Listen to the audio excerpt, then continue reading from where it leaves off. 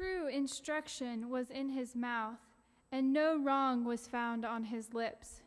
He walked with me in integrity and uprightness, and he turned many from iniquity.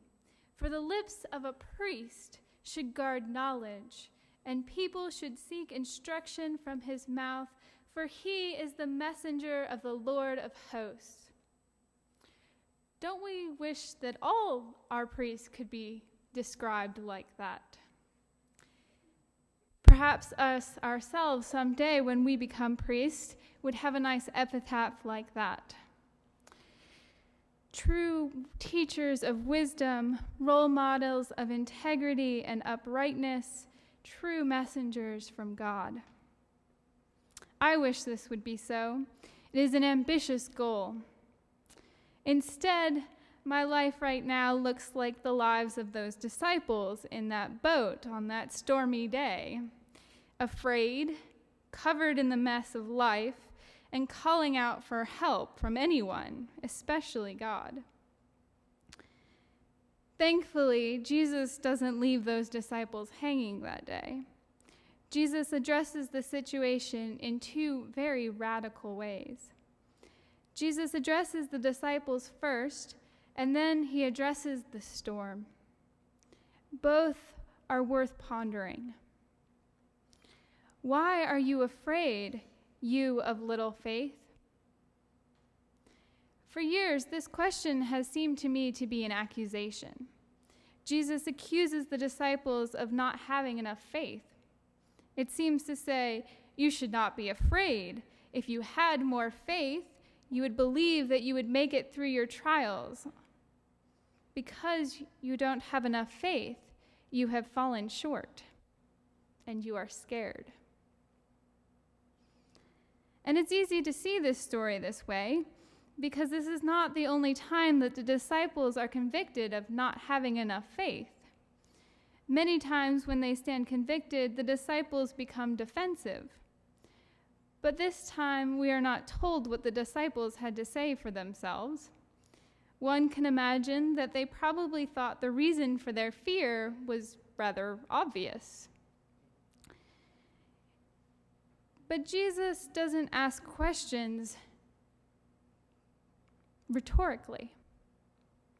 He asks questions to open our eyes to new things in the world.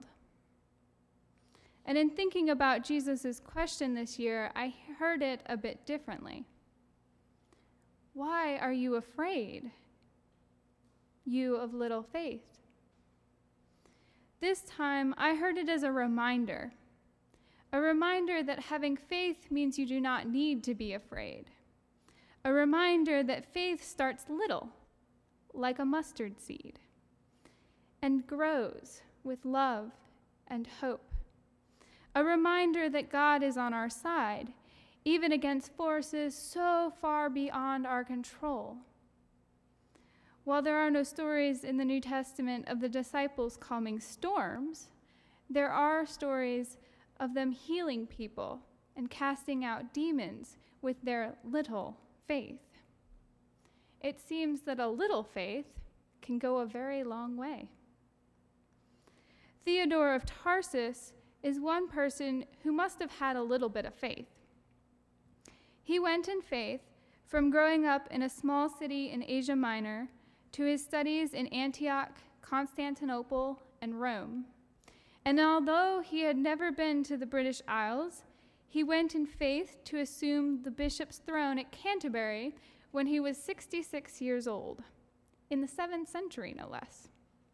And then, for 22 years, he was an active archbishop, building a school, teaching and writing, calling multiple synods, even one which settled the debate about the date of the celebration of Easter. He pulled the divided people of the land together in unity, even intervening and stopping one war. Theodore was bold in his faith, and we can still feel the effects of that faith today. He was bold because he was willing to go where God called him, into the unknown storms of a new homeland, and in his old age, relying on God to sustain him. With a little faith, we too can be bold in this world. With a little faith, we can work towards the goals Malachi gives us of walking with integrity and wisdom. We can preach and teach truth. We can live into the fullness of the kingdom of God here on earth. With a little faith, we can boldly believe that we can love one another in times of conflict. We can talk to the people in the Franklin County Jail.